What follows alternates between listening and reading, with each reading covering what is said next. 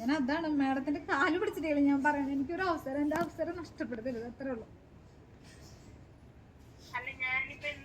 ഈ പറയണത്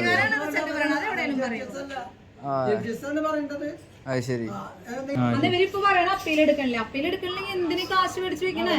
ഇപ്പൊ നോക്കും മേഡോ ഇല്ലാന്ന് ഇവിടെ.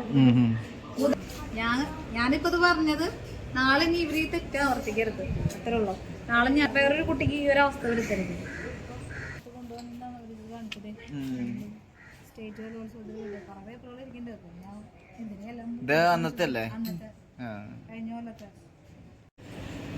അപ്പീൽ എടുക്കണില്ല എന്നാണ് പറയണത്. അപ്പീൽ എടുക്കണില്ലെങ്കിൽ നമ്മുടെ 1000 രൂപ മേടിച്ചേണ്ട ആവശ്യമില്ലല്ലോ. അവര് അതില്ലേ സ്റ്റെപ്പ് ശരിയായില്ലേ, ഇവര് അപ്പീൽ നടത്തിയെന്ന് പറയുന്നുണ്ട്. നമുക്ക് തെളിവുണ്ട് അതിന്റെ. ഈ അപ്പീൽ കൊടുക്കുമ്പോ നമ്മളെ ഹിയറിങ്ങിന് വിളിക്കണം, നമ്മളെ വിളിക്കും. അവരിപ്പോ വേറെ ജഡ്ജസിനെ വെച്ചിട്ടാണ് നമ്മളെ വിളിക്കുക. ഇതൊന്നും ഇവര് ചെയ്തിട്ടില്ല, വെറുതെ കാശ് മേടിച്ച് ഇവിടെ വെച്ചു. ബുധനാഴ്ച കൊടുത്തത് സാധനം ഇതുവരെയായിട്ട് നമുക്ക് അതിന്റെ റെസിപ്റ്റ് ഒന്നും തന്നിട്ടില്ല അപ്പീലിന്റെ. എന്നിട്ട് ഇപ്പൊ വന്ന് ചോദിച്ചപ്പോഴാണ് അപ്പീൽ നിങ്ങളെ തള്ളിപ്പോയി എന്ന് പറയുന്നത്. എന്നാൽ അതിന്റെ റെസിപ്റ്റ് തരണം, അതും തരുന്നില്ല. അപ്പീൽ തള്ളിപ്പോയി തന്നല്ലേ നമുക്ക് കോർട്ട് വഴിയെങ്കിലും ഒന്ന് പോകാൻ പറ്റുള്ളൂ. ഈ 9-ാം തീയതി പരിപാടിയാ. കഴിഞ്ഞ കൊല്ലം ചേട്ടൻ അറിയാലോ, സ്റ്റേറ്റ് ഫസ്റ്റ് ആയിരുന്നു. അത് ഈ ഐറ്റത്തിന് തന്നെയായിരുന്നു. ഈ അരങ്ങ് പരിപാടിക്ക് നാടോടി നൃത്തത്തില് ഫസ്റ്റ് മേടിച്ച ആളാ. അവിടെ 3 അപ്പീലുകാർ വന്നിട്ടുണ്ടായിരുന്നു. ഇപ്പൊ പറയണ അപ്പീൽ എടുക്കണില്ല. അതുപോലെ അവിടെ പരിപാടി നടത്തിട്ട് ടെക്നിക്കൽ ഹൈസ്കൂളിലായിരുന്നു നമ്മുടെ നാടോടി നൃത്തം നടക്കണ്ടായിരുന്നത്. എന്നിട്ട് അതിന്റെ റിസൾട്ട് ഒരു പറയണില്ല. റിസൾട്ട് കേൾക്കണമെന്നുണ്ടെങ്കിൽ ടൗൺ ഹാളിലേക്ക് ചെല്ലാനായിട്ട് നമ്മുടെ അടുത്ത്.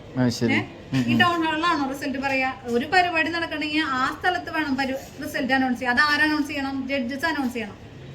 ഇവര് പറയണ ഇവർക്ക് പറ്റില്ല, നിങ്ങൾ ടൗൺ ഹാൾ. അന്നാണ് ഈ ഗംഭീരം മഴ. ഈ മഴയത്ത് നമുക്ക് ഇത് കേൾക്കാനായിട്ട് അങ്ങോട്ട് പോകാൻ പറ്റും. ഞങ്ങൾ എന്നിട്ട് പറഞ്ഞിട്ടാണ് അതും 5 മണിക്ക് 5:30 പരിപാടി തുടങ്ങിയത്. ഈ റിസൾട്ട് അനൗൺസ് ചെയ്യുന്നത് എപ്പോ? 6-7 മണിയായിട്ടാണ് പറയുന്നത്. അത് കമ്മിറ്റിക്കാർ പറയണം. ആ സമയം കൊണ്ട് എന്താ അവർക്ക് ഇത് റിസൾട്ട് മാറ്റിക്കോടെ? നമുക്ക് അങ്ങനെ ചിന്തിച്ചോടെ നമ്മുടെ റിസൾട്ട് മാറ്റുന്നുള്ളത്? അങ്ങോട്ട് കുറെ കൊണ്ടുപോയി, ഇങ്ങോട്ട് കുറെ കൊണ്ടുപോയി, എന്നിട്ടാണ് പറയണത്. അത് എനിക്ക് ആദ്യം വേറെ ചെസ് നമ്പർ തന്നിട്ട് അത് മാറ്റി പിന്നെ വേറെ ചെസ് നമ്പർ തന്നു. അതൊക്കെ എന്തിനാ അതിന്റെ ആവശ്യം? ഇവരെന്തിനു നോക്കിട്ടിരിക്കുന്നത്? 2 വട്ടം ചെസ് നമ്പർ എനിക്ക് തന്നത്. അതെന്തിനാ അങ്ങനെ മാറ്റണത്? ഇവരെന്തിനു നോക്കിട്ടിരിക്കണ? കളത്തര. ബ്ലോക്കിൽ എനിക്ക് ഫസ്റ്റ് കിട്ടിയപ്പോ പറഞ്ഞു അതെ സ്ഥിരമായിട്ട് ഒരു കുട്ടിക്ക് എന്നെ കൊടുക്കണമെന്നും പറഞ്ഞിട്ട് ഭയങ്കര പ്രശ്നമായിരുന്നു. ഞാൻ കഴിഞ്ഞ കൊല്ലത്തെ വീഡിയോ കൊണ്ട് കാണിച്ചു കൊടുത്തിട്ടില്ല ഞാൻ പ്രൈസ് മേടിച്ചത്. ഞാൻ അവിടെ കളിച്ച് മത്സരിച്ച് മേടിച്ചതാ. എന്നിട്ട് ഞങ്ങളുടെ സീരിയസ് പറഞ്ഞു ഇനിയിപ്പോ ആ ഡ്രസ്സ് കണ്ടിട്ട് അവർക്ക് ഭയങ്കര പ്രശ്നം കൊണ്ട് നമ്മള് ഡ്രസ്സും കാര്യങ്ങളും പാട്ടും എല്ലാം മാറ്റിയിട്ടാണ് നമ്മളിവിടെ വന്നത്. ഞാനിവിടെ വരുമ്പോഴും ഇവരിങ്ങനെ പറയുന്നുണ്ട് സ്റ്റേറ്റിൽ കിട്ടിയ കുട്ടി, സ്റ്റേറ്റിൽ കിട്ടിയ കുട്ടിയാന്നുള്ളത്. അപ്പഴേ ഞങ്ങൾക്ക് മനസ്സിലായതോടുകൂടി പോവാനുള്ളതാന്നുള്ളത്.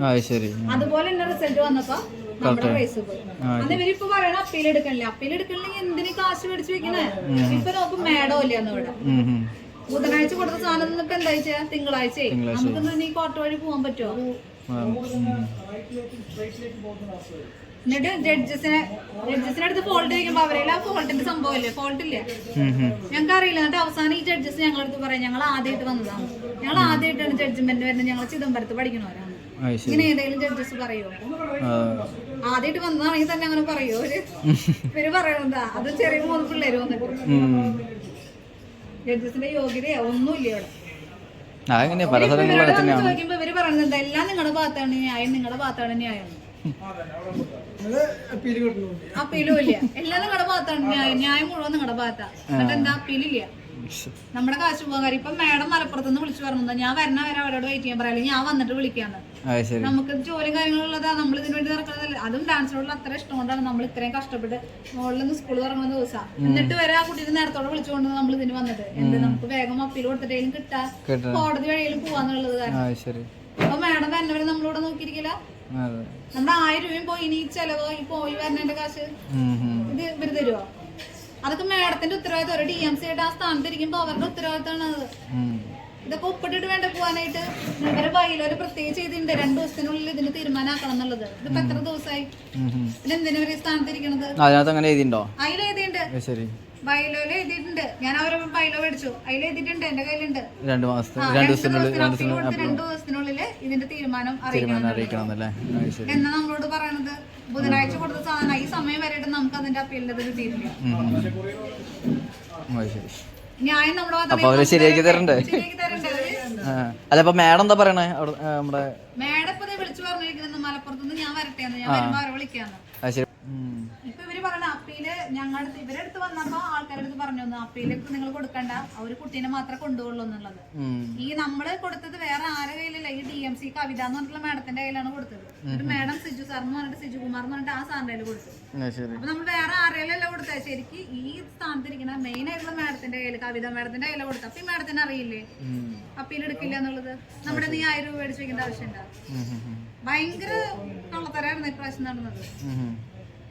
ഇവിടെ പരിപാടി നടക്കണോ, റിസൾട്ട് അനൗൺസ് ചെയ്യുന്നത് ടൗൺ ഹാളിൽ.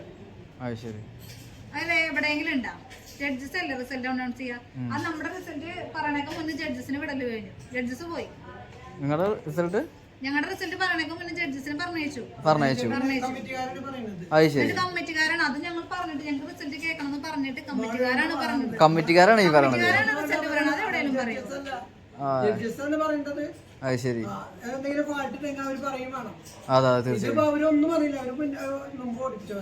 അതെ ജഡ്ജിമാരെ തീർച്ചയായും.